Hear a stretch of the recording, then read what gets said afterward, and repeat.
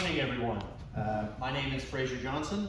I hold a Master of Arts in English with a specialization in medieval and Renaissance literature from the University of North Texas in Denton, where I also work as a graduate admissions recruiter. But in the fall of 2025, I will be starting a PhD in English at the University of Kansas, so I'm looking forward to that very much so. I'd like to thank Mr. Tom Saruf for inviting me to present this presentation here today, which is titled From Homer to Hollywood, the Trojan Roots of Western Culture. How often do you think about Trojans? And no, I'm not referring to the condoms. I'm referring to the people of ancient Troy, the greatest lost city in Western literature and the subject of Homer's Iliad. Given that we're gathered here for a summit on American politics and government, some of you may very well be wondering what ancient Troy has to do with America. In his classic book, The Roots of American Order, Russell Kirk traces America's civic and moral orders back to four foundational cities of the Old World: Jerusalem, Athens, Rome, and London. Kirk never mentions Troy as integral to America's orders, since we usually lump Troy underneath the larger umbrella of the ancient Greek culture, which first popularized legends of Troy. And as those of you who have actually visited the archaeological site of Troy probably remember, it is little more than a heap of ruins, nothing like the robust living civilizations that Kirk highlights in his book. But we must remember that Kirk distinguishes between what he calls secular history on the one hand, which constitutes the facts of a nation's past, and sacred history, which is, quote, expressed only through imagery, through parables, allegories, and the high dream of poetry, end quote. While Troy has only ever been a heap of ruins throughout America's secular history, I believe that Troy is foundational to America's sacred history. Troy is a city of the imagination that for nearly 3 millennia has provided Westerners with a model for how to stand bravely in the face of overwhelming odds and cultural decline. In this paper, I will survey the long history of the Troy tradition in Western thought, beginning with Homer and moving chronologically through Roman, early Christian, medieval, Renaissance, and yes, American interpretations. I ask for your patience as we cover nearly 3,000 years of history in under 20 minutes. As we shall see, from the days of Homer to the era dominated by the silver screens of Hollywood, the legend of Troy has provided Westerners with their cultural heritage. Westerners have traced their culture either literally or symbolically back to ancient Troy, the wellspring of heroic virtue. Homer's Iliad is both our earliest literary source for the legend of Troy and the foundation of the Western heroic ideal. The search for the true hero of the Iliad confounds modern readers, given the poem's overabundance of demigods and heroes and the seemingly wide gulf that separates Bronze Age cultural mores from those of today. The meaning of the ancient Greek heros, the word from which we derive our word hero, is bound up with other ancient Greek concepts, most of which we modern Westerners no longer associate with heroism. These related concepts are, and Jack will excuse my Greek, arete, kleos, and eidos. Arete signifies maleness and the competitive excellence of the aristocratic male class. Kleos can be understood as fame, garnered by the praises of bards. And eidos, our last term, denotes a kind of shame or self-consciousness, or what we might call a social consciousness. Seth L. Shane writes that eidos, quote, signifies the generosity and pity owed to the weak and helpless. These include guests, beggars, suppliants, and in particular, the women, children, and aged parents of a hero's immediate family, end quote. With Shane's words in mind, it's clear that while a character like Achilles may excel in arete and kleos, he fails in eidos. James Redfield dubs eidos, quote, the most pervasive ethical emotion in Homeric society, end quote. And it is for this reason that Hector, the Prince of Troy, surpasses Achilles as the ideal ancient hero. Let us examine just 3 instances of Hector's eidos. Firstly, Hector stands out from his Bronze Age cultural milieu for his monogamy and his marital fidelity to his wife Andromache. A second example of Hector's eidos is his sacrificial last stand at the gates of Troy, a moment which lends Hector what G.K. Chesterton calls, quote, the moral attitude of the man with his back to the wall, end quote. Knowing he will likely lose, Hector meets his end bravely, defending the weak from the wrath of Achilles. The third and final example of Hector's eidos is his kindness towards Helen, who of any character in the Iliad most deserves his scorn. We learn in the Iliad that the Trojans shun Helen, and the Trojan women rightfully blame her for the deaths of their husbands and sons. But Hector only treats Helen with compassion. During the funeral of Hector, Helen states, quote, there was none other in all the wide Troad who was kind to me and my friend. All others shrank when they saw me, end quote. Hector's kindness towards Helen may very well be the first instance of chivalry in all of Western literature, such as eidos. Achilles may be an exemplary hero from an archaic Bronze Age standpoint, but only Hector is a complete hero. A hero by the standards of Homer's day, and a hero in Western eyes, from the time of Virgil to the days of the modern silver screen. Hector is both Hippodamos, a tamer of horses, and chevalier. He is the first knight in all of Western literature. While ancient Troy continued to be a popular theme in Greek literature and drama, the most prominent contributor of the matter of Troy after Homer is the Roman poet Virgil, whose Aeneid places the origin of Roman virtue in Troy. Virgil's poem tells how Prince Aeneas of Troy leads a company of refugees from the ruins of their city on a quest to find a new home. Aeneas and the Trojans are destined to reach the shores of Italy, also called Hesperia, though the voyage of the Trojan refugees is waylaid by all sorts of storms, monsters, romantic interludes, and a very brutal war. Although the Aeneid is meant to occur within the same imaginative world as the Iliad and the Odyssey, Aeneas' heroism stands in sharp contrast to that of Achilles and Odysseus. Commenting on this divide between the Homeric and Virgilian heroic ideals, Robert Ball notes, quote, although Aeneas is a character endowed with the outstanding qualities of both Homeric epic heroes, Aeneas differs from both in undertaking his providential journey not as an individual hero in search of his Odysseia, but as a social being in service of pietas, end quote.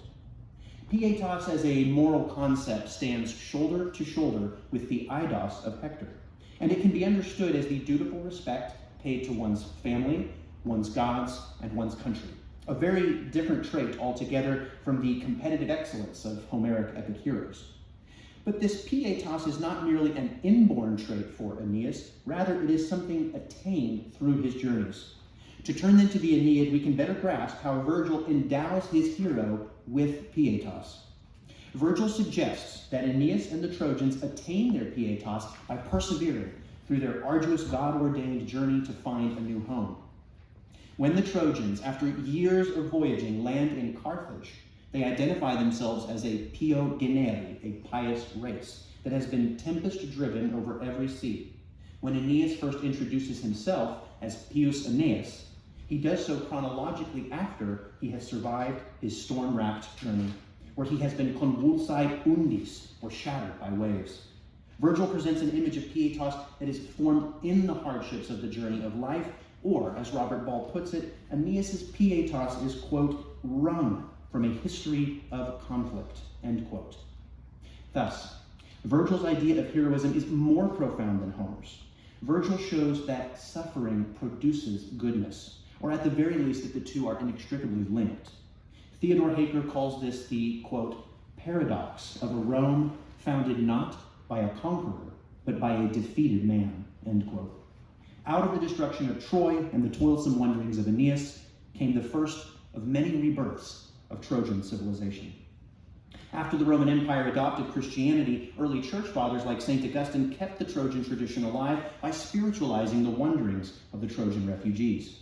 For the ancient Romans, Trojan culture had risen anew on Italian shores, and as long as Republican Rome maintained the virtues of Hector and Aeneas, Trojan culture endured. But in Augustine's time, Rome would decline and fall. In the wake of this moral vacuum, Augustine and other early Christians interpreted the providential guidance of the Roman people as a symbol for the guidance of the church, whose seat of authority was also situated in Rome. For medieval writers, the peregrinations of the Trojan refugees to find a new home became spiritualized as the soul's journey from sin to salvation. The people of medieval England thought a lot about Trojans, but not as a brand of contraceptives, quite the opposite. The medieval English believed that the Trojans had engendered their entire ruling class. According to the English, a descendant of Aeneas named Brutus sailed all the way to England and created British civilization. In linking their culture back to Troy, as opposed to Greece or Rome, the English elevate Hector and Aeneas as the bedrock of the chivalric warrior code. However, the medieval English also infused the Troy stories with Christian theology. In Sir Gawain and the Green Knight, for example, the poem opens with a reference to Gawain's Trojan ancestor, Aeneas, that many readers find a bit puzzling. The Gawain poet describes Aeneas as a traitor to his own people. Other late antique and medieval Troy narratives also feature this strange account of how Aeneas supposedly betrayed the Trojans by allowing the Greeks into the city of Troy, a detail lacking in Virgil's epic. Aeneas' entire line of descendants, though famed for performing heroic deeds, remained perpetually dogged by an inherent waywardness, called Trojanness by one scholar. For medieval writers, Trojanness becomes a kind of secular original sin. Gawain's Trojan nature reveals itself when he keeps the enchanted girdle as he lays his neck upon the chopping block of the Green Knight. But as with Troy, so also with Troy's heroes. Though Gawain falls, he receives the grace of King Arthur, a godlike figure in the story. Gawain's mark of sin, the green girdle, then becomes a mark of knightly virtue, worn by everyone in Arthur's court. Out of the fall comes redemption. England and other European monarchies continued emulating their Trojan ancestors throughout the Renaissance. With the discovery of the New World, European thinkers imagined themselves as bearing the torch of Aeneas and settling new lands. Just like the voyages of the refugee Trojans, the colonization of the Americas was, in Philip Hardy's words, quote, "the journey of exiles to find a new home in the West, the fulfillment of a divinely ordained mission," end quote. In some cases, this conscious echoing of the Aeneid took the form of actual epic poems, like Camois's Lusiads, which tells of Vasco da Gama's voyages in verse, sometimes pulling from the Aeneid verbatim. Early modern explorers felt that the Americas were the true Hesperia that Aeneas was destined to settle, and that by colonizing in the Americas, they were in some sense fulfilling the Trojan mission to, quote, "rule the world, to spare the vanquished, and to crush the proud," end quote. Just as European monarchies of the Middle Ages linked their cultures back to Troy, Renaissance explorers emulated their Trojan ancestors by undergoing daunting westward voyages in search of new homelands. With the Americas reimagined as the true Hesperia, George Washington became the Aeneas of the fledgling United States. When considering George Washington's relation to classical literature and history, most point to his emulation of figures like Cincinnatus or Cato, but never Aeneas. However, as John C. Shields has demonstrated, Washington consciously sought to embody the pietas that distinguishes Aeneas from his Homeric forebears. After his marriage to Martha Custis, George Washington bought a bronze mantelpiece of Aeneas bearing his father and son out of burning Troy. He displayed it like some kind of totemic reminder of the virtue that he aspired to. But the comparison with Aeneas was not merely a private fantasy of Washington's. Others noted the similarity, like Annis Boudinot Stockton, who, in a poem comparing Washington and Aeneas, writes, quote, "Not good Aeneas, who his father bore, and all his household gods from ruined Troy, was more the founder of this Latian realm than thou, the basis of this mighty fabric," end quote. Thus, even the earliest Americans who sought to break away from the old world retained a link to Troy by emulating her heroes. Though early Americans did not claim that Washington was the actual blood descendant of Aeneas, though how cool would that have been, they at least felt him to be the spiritual and cultural successor of the greatest Trojan. At this point, I hope that you are all neither too bored nor too busy from our time traveling to examine one final development in the Western Troy tradition. No study of the influence of Troy on Western culture is complete without examining Wolfgang Petersen's 2004 film, Troy, which, as Antonio Martin Rodriguez maintains, has left, quote, its imprint on the collective imagination of an entire generation, end quote. While Petersen's film is certainly not the only, nor the best, Hollywood production inspired by Homer's epics, this film's blockbuster status garnered not only the attention of popular moviegoers, but the intense criticism of academics. One scholar in particular, Martin Winkler, has edited not just one, but 2 essay collections on the film Troy, indicating that this popcorn muncher may yet be a cultural touchstone of unrealized significance. Troy's screenwriter, David Benioff, shapes his version of Hector into an embodiment of American ideals of military valor and service. When asked if the legend of Troy is, quote, relevant considering what's going on in Iraq, end quote, Benioff acknowledged an eerie similarity between, quote, Achilles dragging Hector behind his chariot and events in Fallujah, end quote. Benioff is referring, of course, to the deaths in 2004 of Blackwater security consulting contractors whose burned corpses the Iraqis tied to their cars and dragged through the streets. Given that many Americans viewed their own country as the warmongering aggressors of conflicts in the Middle East, it is fascinating that Benioff should identify his version of Hector with American service members, especially since the movie Troy clearly paints the invading Greeks as the imperialistic aggressors and the Trojans as the noble defenders of their desert-bound homeland. Just as early American poets praised George Washington as a second Aeneas, Benioff's Hector, brilliantly portrayed by actor Eric Bana as a patriotic and dutiful family man, not only encapsulates the chivalric nature of Roman and medieval versions of Hector, but also embodies classic American ideals of military heroism. Well, folks, there you have it. 3,000 years of history in what I hope was under 20 minutes.